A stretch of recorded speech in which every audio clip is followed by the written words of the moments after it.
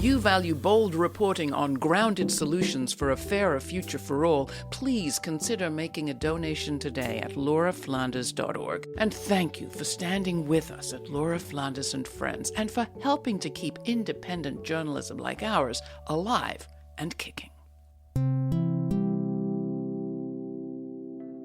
There are no illegal strikes, there are only unsuccessful ones. If you generate enough power, you can get resolution and protect everyone. This is a moment of crisis where we can set the agenda and take a different turn here. You will fight and win, you will fight and lose, but you must fight. Build your union! There has to be labor solidarity. We have to understand that if one group is under attack, we're next. There will be a catalyst that brings everyone into the streets. It's coming. The members of the Association of Flight Attendants know the realities of the aircraft cabin better than anyone.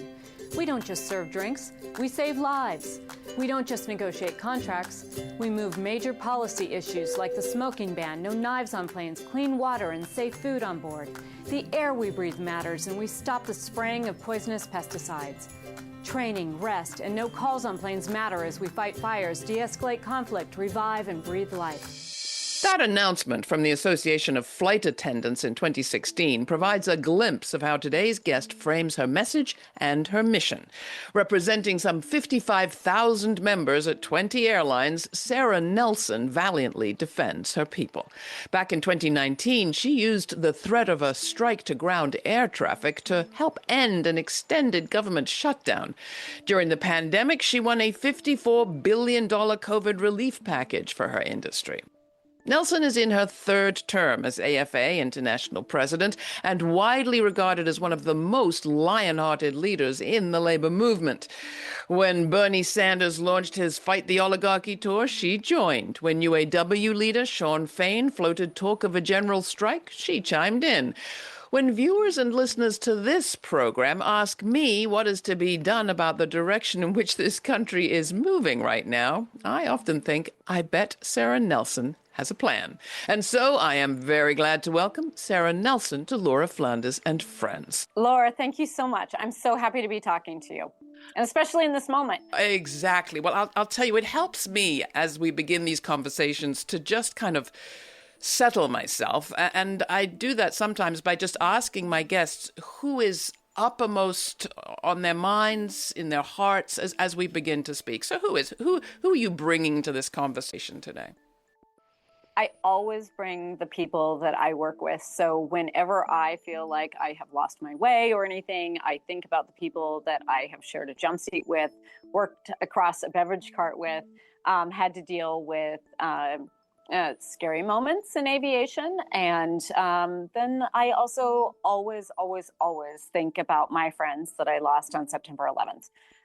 Flight 175 that slammed into the South Tower of the World Trade Center. And everyone can picture that because all cameras were trained on that site because American Airlines Flight 11 had hit the North Tower 17 minutes earlier. So I know the exact moment that Amy and Michael and another Amy and Catherine, Al, Alicia, Robert, Marianne, and Jesus lost their lives. But I also know now that in that moment when we were grieving the loss of our friends and trying to pick up the pieces and seeing half of our ranks get furlough slips and then the bankruptcies that followed, I learned that in that moment when we were grieving and trying to come together, there were crisis capitalists who were trying to redefine the value of a pilot, a flight attendant, a mechanic, a gate agent, and to do what they had done in so many other industries that didn't have as high union density as the airline industry, to make people work more for less, shed pensions and legacy costs, transfer more of the cost of the healthcare to the people on the front lines. And so I'm thinking about all of them. I'm thinking about how to fight back. And I'm thinking about the flight attendants who are calling us right now saying, I'm terrified because my family is in the process of being properly documented. My family is from another country. My loved ones are, my neighbors are. What can we do to help them? And so you asked what seemed to be a simple question, but I see those faces. I see the faces of the people that I love and have lost. Yeah. I see the faces of the people who want to honor their memory and try very hard to do their jobs every single day. And I see the people who are terrified right now because their loved ones may be taken away from them. Well, it is so helpful for you to bring us back to that reality, because we, as passengers, as clients of the airlines, we see your smiling faces. We see the flight attendants who do all that emotional work of keeping from us what's going on for them and making us as comfortable and secure as they can. How safe are our skies for customers, clients, passengers, and the people you work with every day? Aviation is the safest mode of transportation in the world. That is the product of aviation being highly unionized, not only in the United States, but also around the world. When we say things like never forget and never again, we mean it. We don't just have companies that are beholden to the shareholders and the financiers that, they can say all day long that safety is first, but it's really the people who are putting their lives on the lines, getting onto those flights, who truly have the real interest in keeping safety first. So our voices are so important. And I will tell you that there are a lot of stresses and strains on aviation right now, and we can get into all of those. But we certainly do have disruptions. And the first thing that you learn in safety is to remove all distractions. So when you have programs like DOGE coming in and telling people to justify their work, telling them to write essays about how they will be loyal not to their country and the oath that they've taken, but to Donald Trump himself, telling them that they may not have the people next to them to work with, knowing that this president has said Ronald Reagan fired the air traffic controllers in 4 days, I'll do it in 4 minutes. These are incredible distractions. And then dismantling all of the programs that help aviation, the National Weather Service, the USAID, so that we can fly safely around the world and so that we can identify where communicable disease exists, stop it before it gets to our airports, and we become the conduit to spreading what could be the next pandemic. All of these things are of serious concern to us. What I would tell the public is that today, look to your flight attendants, look to your pilots. If it's not safe, we're not going to go. And it may be very frustrating. There's a lot of delays and cancellations these days. That is because the people who are on the front lines of aviation are slowing things down in order to keep things safe. May not be as efficient for everyone, but we're going to keep it safe. We have had our attention focused with the deadly floods in central Texas on those cuts to the Weather Service and NOA. What do you fear will come of this moment? More privatization or more reinvestment in the public? Because what we've learned since the dying is how invested some of Trump's appointees to those very agencies and the Commerce Secretary himself were in businesses that stood to gain from the privatization of weather prediction. Yes. I mean, the whole approach here, Project 2025, and what I saw very clearly during the government shutdown in 2018 and rolling into 2019 is that this is about breaking government so that it doesn't work, so that everything can be privatized, so that people will say fix it, and they'll be willing to accept things that they haven't been willing to accept in the past. I also see this as a moment of opportunity, because if we really understand what's going on here, the working class can also join together, the labor movement. When I say the labor movement, I do not just mean the people who are holding union cards today, because there's not enough of us. About 70% of the public would like to join a union if they could have access without interference from their employers or interference from the laws. And so we need to think about the labor movement in that way. So many things are decided in our politics by a 50 plus, 1% vote in order to just get over that threshold of a majority. But the reality is that there are so many people in this country that want the same things, need the same things, and we can demand it in this moment. This is a moment of crisis where we can set the agenda and take a different turn here to set forward policies that actually build our economy from the ground up. We are speaking our language about what possibilities exist in this moment, but I want you to go back to how you woke up to the importance of union membership, because if I have my facts right, you didn't get born a labor activist. No. I was born in Corvallis, Oregon. My mom was actually a member of a union, but we never talked about it. So now I know that we had a steady paycheck, we had healthcare, we had all these protections because my mom was a union member, but that wasn't a part of my consciousness growing up at all. And so it wasn't until I became a flight attendant with United Airlines that I was out flying the first few weeks on the job, and I had finished going to a very expensive liberal arts school that my parents had helped pay for, and that I was also staring down massive student debt to pay off after that. And so they were a little upset that I was going to be a flight attendant. They were much happier 6 months later when they got the flight benefits to fly all over the world. But they were. But at the time, I wasn't asking them for help. And I didn't get my first paycheck. So I went into the office to ask someone for help, and they said, oh, you get your first paycheck at different times for different reasons.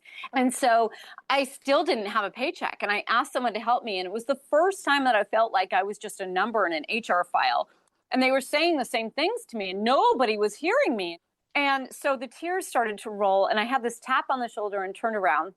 There was someone standing there who looked a lot like me. She was wearing the same uniform. I had never seen her before. I do remember her AFA pin on shining right above her wings. But she was just a line member, and she asked me how to spell my name and handed me a check for $800. And she said, number one, you go take care of yourself, and number two, call our union. And I did call our union, and I got my paycheck the next day. But I really learned everything that I needed to know about being in a union in that moment, because in our unions, we're never alone.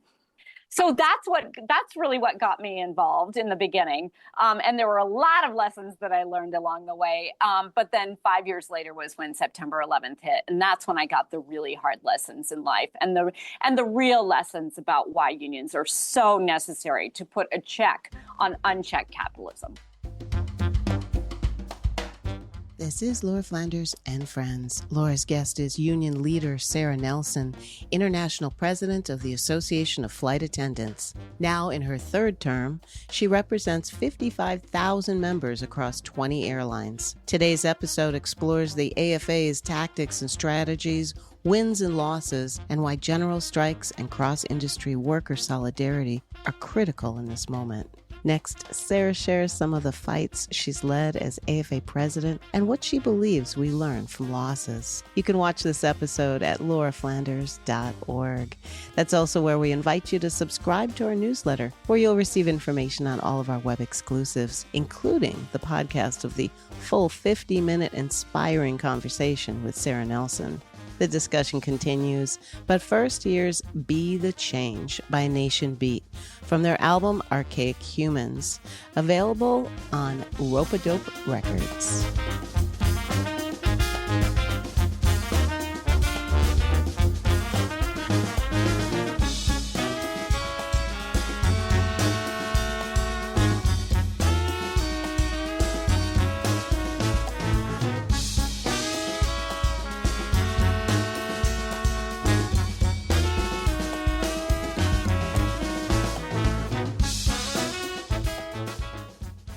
What are some of the things that your union has fought for over your years? It's been pretty extraordinary. I mean, I was hired just after we won the no smoking fight on planes. So our union took on big tobacco and was the first to win and get that out of our workplace and help the traveling public too.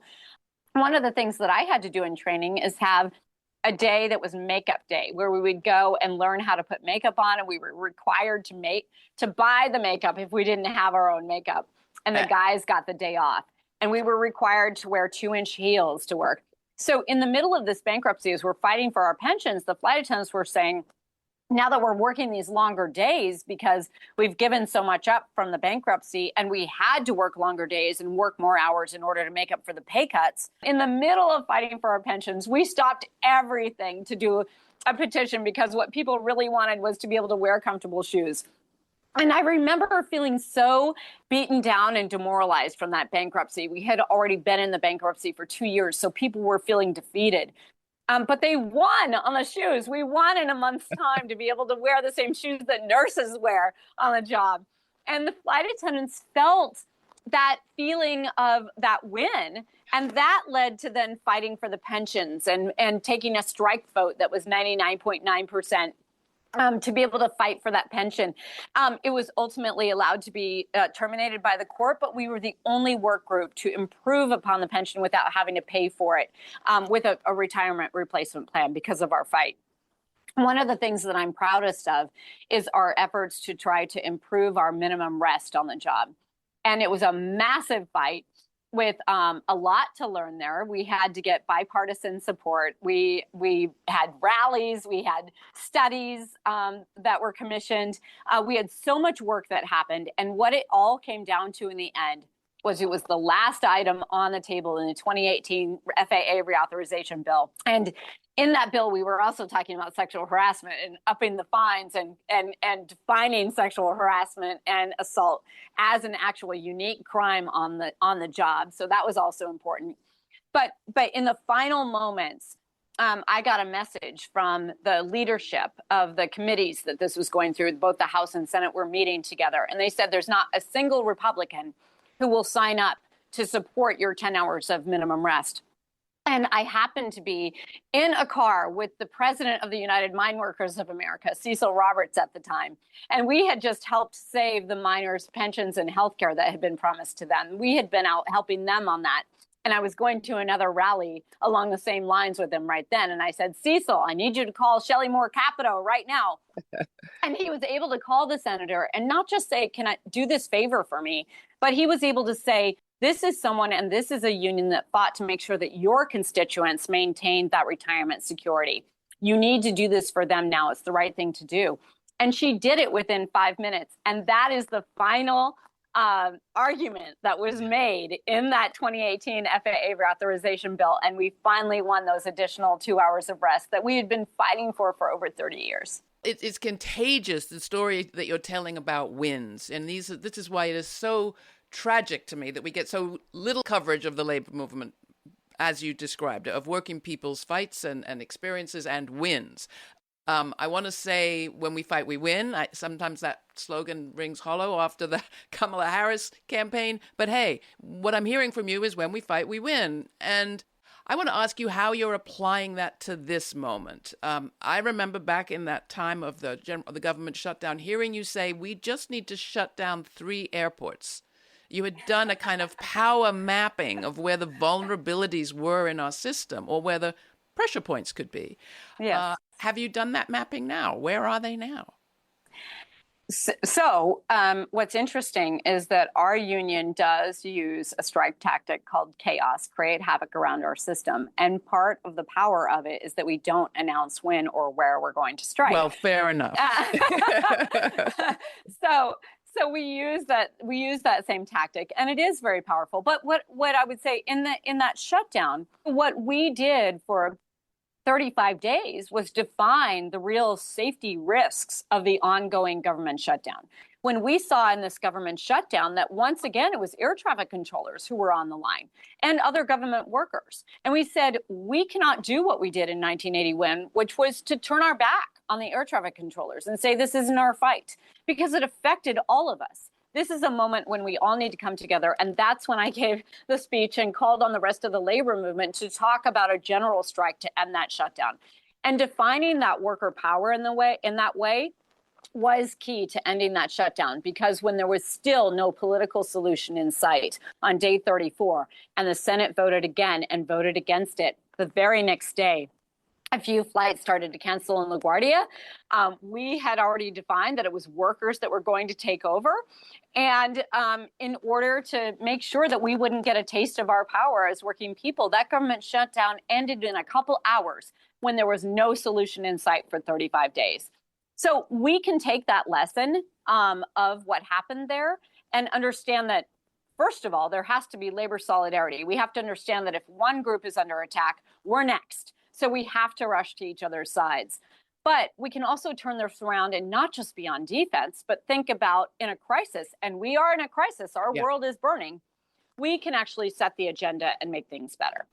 You have union leaders like Shawn Fain and a few others talking about a general strike. You have others talking about 2028 as a moment where contracts could be coordinated.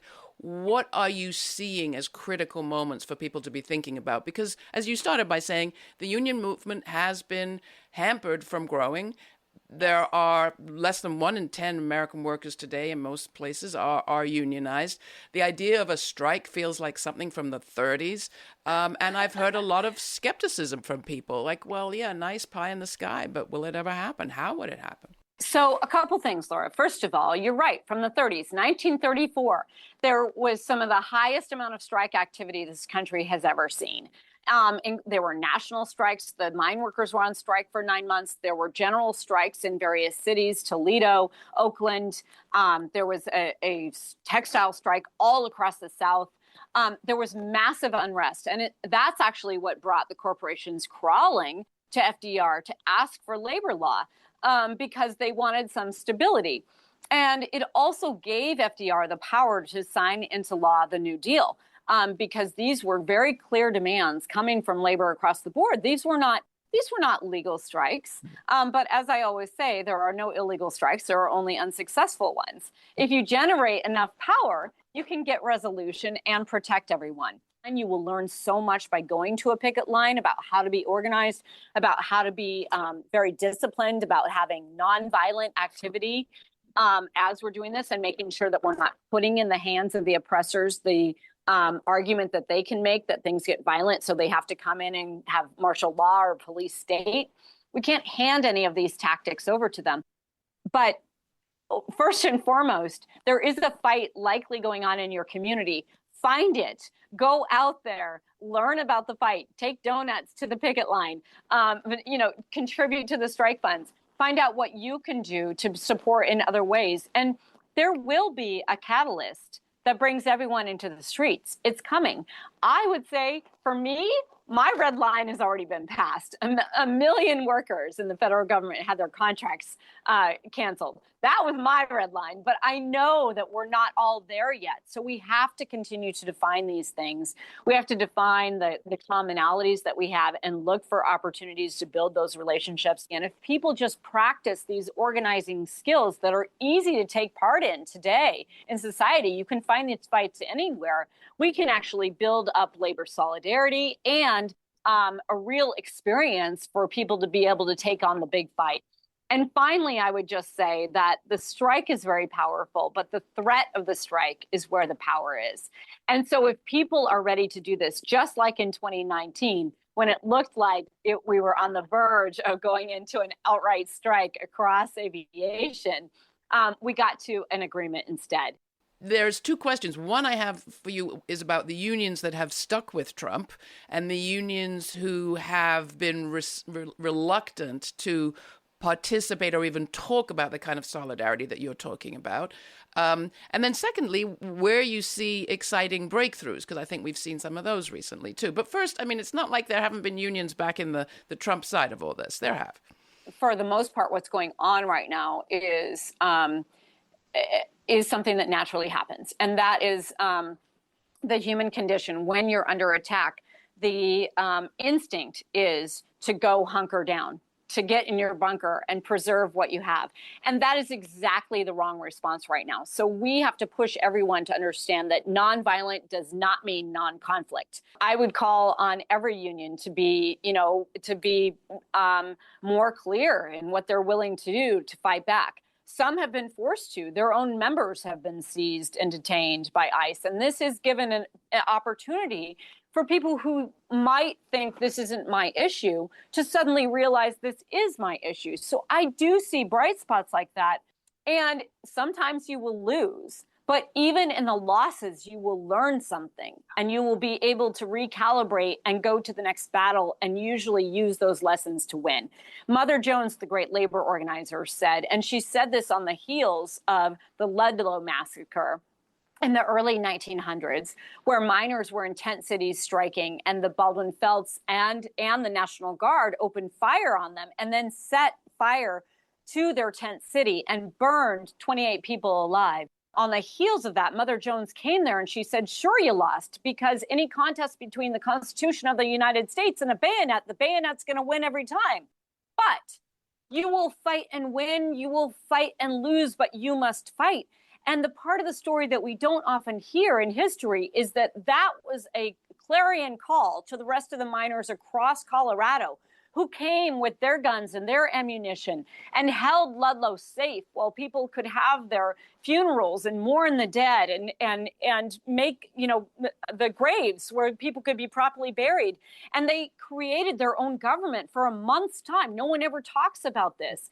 But they learned from that. And from there, they continued to organize and make their unions stronger and became the largest union in the country, the United Mine Workers of America, that then built up the steel workers and the auto workers and gave them the cash to be able to do that and the support to be able to do that. And so you will fight, and like Mother Jones said, fight and win, fight and lose, but you must fight.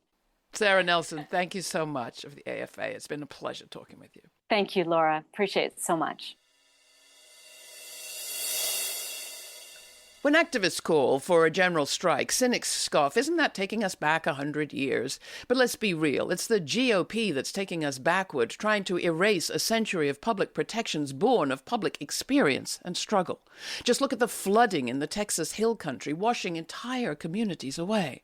It wasn't just rising water or nature that cost lives, but the disinvestment in public infrastructure and the gradual gutting of the idea of government as our public expression of caring for one another as a mutually dependent society. The irony is that the very New Deal that Republicans are trying to destroy today was inspired in part by legislators in that Texas Hill Country a century ago. As Robert Caro writes, legislators there then passed public relief and protection programs that inspired FDR. They didn't think of it as charity. They thought of it as democracy in action for the common good. And so it is today. So when you hear collective action dismissed as nostalgia, consider it may not be nostalgia at all. This is a lesson we have learnt already. Talk to your great-grandparents. But if we have to learn it again, we will. It's not nostalgia. It's survival and mutual caring and democracy. Because the floods, they're coming for all of us. Till the next time, stay kind, stay curious. For Laura Flanders and friends, I'm Laura, and you can find my full uncut conversation with Sara Nelson through subscribing to our free podcast. All the information is at our website. Thanks for joining us. For more information on this episode, check out our show notes posted for free at patreon.com/Laura Flanders and Friends. And we invite you to subscribe to our YouTube channel to watch the premiere of each week's show and chat in real time with Laura. The premiere now airs on Fridays at 5 p.m. Eastern. Thanks to our member supporters, this show remains free to millions on public TV, community radio, and as a podcast. Not a member yet? Make a one-time donation or make it monthly at lauraflanders.org. This show is produced by yours truly, Laura Flanders, along with Sabrina Artel, Jeremiah Cothran, Veronica Delgado, Jeanette Hernandez, Jeannie Hopper, Sarah Miller, Nat Needham, David Neumann, and Rory O'Connor. Thanks for joining us.